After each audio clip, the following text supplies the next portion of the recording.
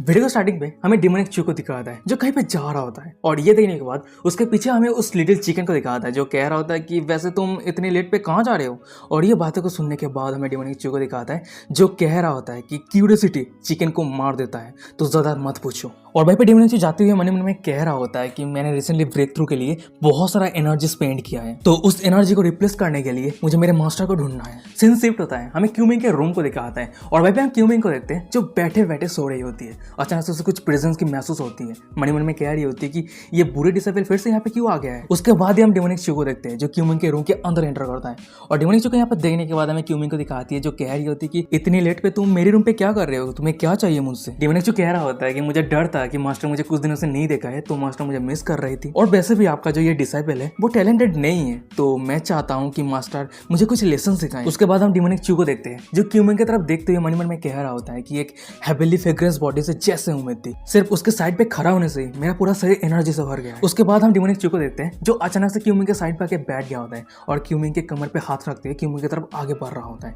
और ये देखने के बाद क्यूमिंग कह रही होती है कि तुम बुरे डिसाइपल, तुम तुम्हारे मैनर को देखो। पर हम डिमोनिक चू को देखते हैं जो क्यूमिंग के कमर के ऊपर हाथ रखता है, फिर वो धीरे धीरे क्यूमिंग के निचले हिस्से की तरफ अपना हाथ आगे बढ़ रहा होता है। फिर डिमोनिक चू कह रहा होता है वैसे आपका डिसाइपल यहाँ पे आ ही चुका है तो ये ब्यूटीफुल सीन को बर्बाद नहीं करते हैं मास्टर, क्यों ना आप मुझे मेरे बेडरूम पे फॉलो कीजिए। और डिमोनिक चू की ये बातों को सुनने के बाद हमें क्यूमिंग को दिखाती है जो कुछ कह नहीं पा रही होती है, ब्लास्टिंग कर रही होती है। तभी सीन शिफ्ट होता है, हमें 6 घंटे के बाद का सीन दिखाता है। शायद वहीं पे डिमोनिक चू और क्यूमिंग के बीच में रोमांटिक सीन चल रहा होता है, हमें नहीं दिखाया गया है। और वहीं पे सिर्फ दिखाया गया था कि डिमोनिक चू के सिस्टम से डिंग डिंग करते हुए नोटिफिकेशन आ रहा होता है कि डिटेक्ट किया गया है आपके मास्टर के हेवनली फ्रेग्रेंस बॉडी के अंदर कोई भी सील नहीं है और आपको कल्टीवेशन टैलेंट 200 पॉइंट मिलता है। ऐसे करके अनलिमिटेड नोटिफिकेशन आते ही जा रहा होता है। हमें कुछ मिनट के बाद का सीन दिखाता है, फाइनल नोटिफिकेशन आता है कि आपका टैलेंट 2214 पे पहुंच चुका है। और वहीं पे हम डिमोनिक चू को देखते हैं जो अपना काम खत्म कर लिया होता है, पता नहीं कितना ज्यादा अपना मोटिवेशन एनर्जी को रिलीज किया है जिसकी वजह से क्यूमिंग थर थर कांप रही होती है। और वहीं पे हम डिमोनिक चू को देखते हैं जो अपना कपड़े पहन रहा होता है, उससे क्या, उससे सिर्फ पानी निकलना है। उसके बाद हम डिमोनिक चू को देखते हैं जो उस रूम से बाहर चला जाता है और डिमोनिक चू बाहर जाने के बाद हमें क्यूमिंग को दिखाती है जो थोड़ी सी हंसती है, पता नहीं क्यों हंस रही है, हमें बाद में पता चल जाएगा। और वही सीन शिफ्ट होता है, दूसरी तरफ डिमोनिक चू को दिखाता है जो रूम से बाहर आ गया होता है, अपने कमर पे हाथ रखते हुए खुद ही खुद से कह रहा होता है कि बाप रे क्या टेरिफाइंग औरत है। वही पे वो मन मन में कह रहा होता है कि ये बेहतर रहता कि अगर मैं उसके कल्टीवेशन को सील कर देता। तब ऐसा हमें दिखाया था कि डिमोनिक चू के सिस्टम से नोटिफिकेशन आता है डिंग करते हुए। मुझे उम्मीद नहीं था होस्ट का होली बॉडी ये सहन नहीं कर सकता। होस्ट आप बहुत ही डिसअपॉइंटिंग है, वैसे तो आप अपने अनपैरेलल्ड टैलेंट के साथ एक डीमन है पर फिर भी आपको बहुत सारी चीजों को लर्न करने की जरूरत है। और ये बातें को सुनने के बाद डिमोनिक चू कह रहा था कि सर आप वहीं पे चुप हो जाओ।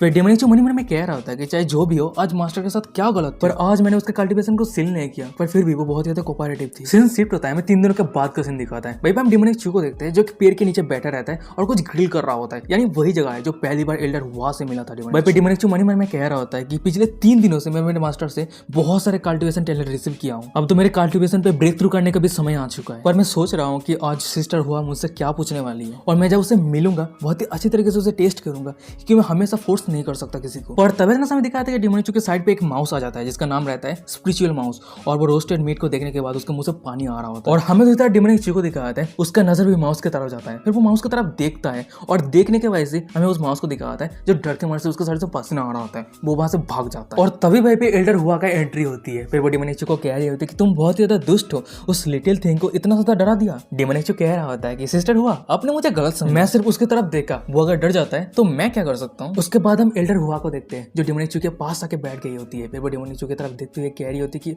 अच्छा अगर ऐसी बात है तो तुम उस नजर से मेरी तरफ क्यों नहीं देखते हो। डिमोनिक चू कह रहा होता है कि सिस्टर हुआ क्या कोई तुम्हारी पीछा कर रहा है। और ये बातें को सुनने के बाद सिस्टर हुआ कह रही होती कि क्या। फिर एल्डर हुआ कह रही होती कि जब कोई फीमेल कल्टीवेटर अपने रिलेम को इंप्रूव करती है वो और भी ज्यादा ब्यूटीफुल हो जाती है, और कल्टीवेशन की दुनिया में मेरी जो अपीयरेंस है वो इतना भी आउटस्टैंडिंग नहीं है, तो ये नेचुरल सी बात है कि कोई भी मेरी पीछा नहीं करेगा। डिमोनिक चू कह रहा होता है कि क्या ऐसा हो सकता है कि वो सभी अंधे हैं। सिस्टर मेरे नज़र में आप बहुत ही ज़्यादा ब्यूटीफुल है, आप मुझे एक पोएम याद दिला दी। और ये बातें को सुनने के बाद एल्डर हुआ कह रही होती है कि अच्छा वो कैसा पोएम। उसके बाद हम डिमोनिक चू को देखते हैं जो अपना पोएम करने लगता है। उसका पोएम का वर्ड कुछ ऐसा रहता है, बादल कपड़े के बारे में सोचती है और फूल सुंदरता के बारे में सोचती है, बसंत का हवा दोहेले को छूती है। पर यदि पहाड़ की चोटी पर सुंदर बादल ना दिखे तो मैं सफेद चांदी के नीचे तुमसे मिलूंगा। और डिमोनिक की ये पोइट्री को सुनने के बाद हमें एल्डर हुआ को दिखाती है, जो कह रही होती है कि मुझे उम्मीद नहीं थी कि तुम इतने अच्छे तरीके से पोइट्री भी कर लेते हो।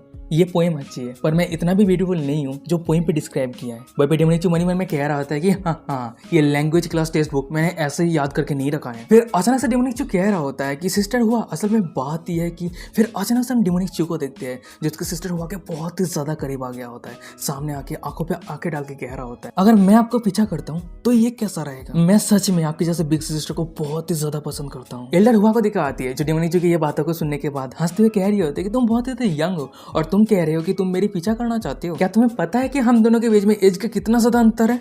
पर तभी डिमोनिक कह रहा होता है कि ये सच में मानना पड़ेगा आपका बहुत ही बड़ा है। और डिमोनिक की ये बातों को सुनने के बाद हमें एल्डर हुआ को दिखाती है जो अपने चीज को छुपाते हुए ब्लास्टिंग करते हुए कह रही थी कि तुम्हारा हिम्मत कैसे हुआ और मुझे उम्मीद नहीं थी कि तुम एक प्ले बॉय हो। और वहीं पे मैं दूसरा डिमोनिक को दिखाता है जो गौर से वही चीजों की तरफ देखे जा रहा होता है। फिर डिमोनिक कह रहा होता है कि अगर एक मैन एक वुमेन की ब्यूटी को अप्रिशिएट करता है यहाँ पे कुछ भी गलत नहीं है और आप मेरे ये हॉनेस्ट थॉट को बदल नहीं सकते। पर चाहे जो भी हो एज कोई भी प्रॉब्लम नहीं है। किसी ने खूब कहा है जो महिलाएं पुरुष से 3 साल बड़ी होती है वो सोने की ईंट की तरह होती है और आप मुझसे 3000 साल बड़ी है ना। एक औरत जिसकी उम्र 3000 साल है वो सभी इमोर्टल से ऊपर है। तो सिस्टर अगर मैं तुमसे शादी करता हूँ तो अनंत जीवन दृष्टि में है और मैं अभी बहुत ही ज्यादा सीरियस हूँ। और डिमोनिक की ये बातों को सुनने के बाद हमें एल्डर हुआ को दिखाती है जो कह रही होती है कि लिटिल गाय क्या तुम मुझे सीड्यूस करने का कोशिश कर रहे हो। डिमोनिक कह रहा होता है कि ये सीड्यूशन नहीं कहते, सिर्फ बात यह है कि मैं ये सब कहने में खुद को मदद नहीं कर पा रहा हूँ और वैसे सिस्टर हुआ मैं इतना भी छोटा नहीं हूँ। उसके बाद हम डिमोनिक को देखते हैं जो एक रोस्टेड मीट एल्डर हुआ को देते हुए कह रहा होता है कि सिस्टर आप मेरे स्किल को टेस्ट कीजिए। उसके बाद हम एल्डर हुआ को देखते हैं जो उस मीट को खाने लगती है, खाते हुए कह रही होती है कि बुरा नहीं है पर ये जो स्पीड बिस्ट है इसका कल्टीवेशन बहुत ज्यादा लो है इसलिए इसका टेस्ट एवरेज है। और कहा गया है कि ग्रेट सेंट वाइल्ड बीस्ट का जो मीट होता है वो बहुत ही ज्यादा डिलीशियस होता है। एल्डर हुआ की ये बातों को सुनने के बाद डिमोनिक कह रहा होता है कि जब मेरा कल्टीवेशन फ्यूचर पे हाई हो जाएगा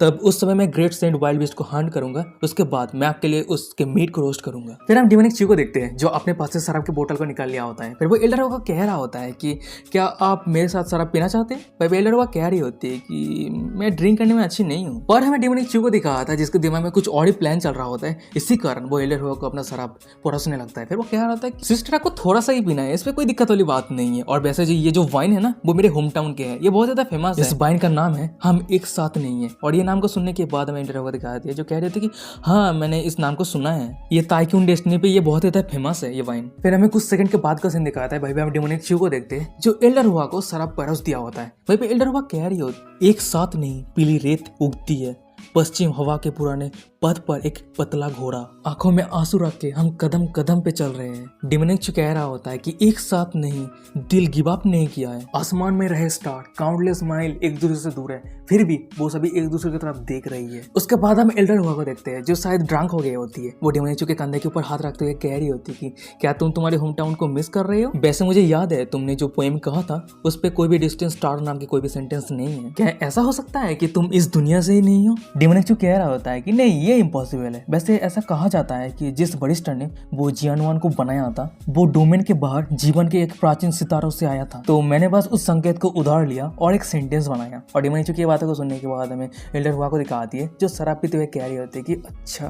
पर हमें डिमोनिक को दिखाता है जो एल्डर हुआ के हाथ को पकड़ने के बाद अपने खुद के दाहिने हाथ को एल्डर हुआ के कमर पे रख दिया होता है। फिर वो कह रहा होता है कि सिस्टर आप सच में ड्रिंक नहीं कर सकते, क्या आप ड्रंक हो चुके। और वहीं पे एल्डर हुआ को देखते हैं जो अपने कांपते आवाज में कह रही होती है कि हाँ छोटा सा थोड़ा सा। पर चाहे जो भी हो मैंने सुना है कि तुम्हें सेंट सॉन्ग का टाइटल मिला है, तो इसके लिए मैं तुम्हें कंग्रेचुलेट करता हूँ। Congratulation boy. डिमोनिक जो कह रहा होता है कि सिस्टर हुआ क्या ये सेंट सॉन्ग का जो पोजीशन है, इसका जो पावर है, क्या ये बड़ा है। एल्डर हुआ कह रही होती कि हाँ उसका पोजीशन बहुत ही ज्यादा बड़ा है, मेरे जैसे दाईवन पिक के एल्डर से बड़ा है। और ये बातों को सुनने के बाद हमें डिमोनिक को दिखाता है जो अपने हाथ को सिस्टर हुआ के और भी ज्यादा अंदर लेके जाने लगता है। उसके बाद वो जेंटल तरीके से सिस्टर हुआ को पीछे से हग करता है। फिर वो कह रहा होता है तो क्या मैं होली लॉर्ड के सामने ये सब चीजों को लेके बात करूं ताकि वो तुम्हें परमिशन दे मेरे साथ शादी करने के लिए। एल्डर हुआ कह रही होती है मुझे तो लगती है कि होली लॉर्ड ताइसू जी इस मैटर को लेकर राजी नहीं होगी। वहीं पे हम डिमोनिक को देखते हैं जो एल्डर हुआ के बहुत ही ज्यादा करीब आ गया होता है, कान में आके धीमे शब्द में कह रहा होता है, अगर हम ट्राई नहीं करते तो तुम्हें कैसे पता कि ये काम करेगा या नहीं। एल्डर हुआ कह रही होती है, अच्छा ठीक है ये बकवास बातें अब मत करो। और ये होली लॉर्ड इतना पावरफुल है कि वो हवा और बादल को 2 हिस्सों में बांट सकती है। और वैसे भी होली सॉन्ग सेरेमनी बहुत जल्द शुरू होने वाला है और उस सेरेमनी पे बहुत सारे लोग रहेगा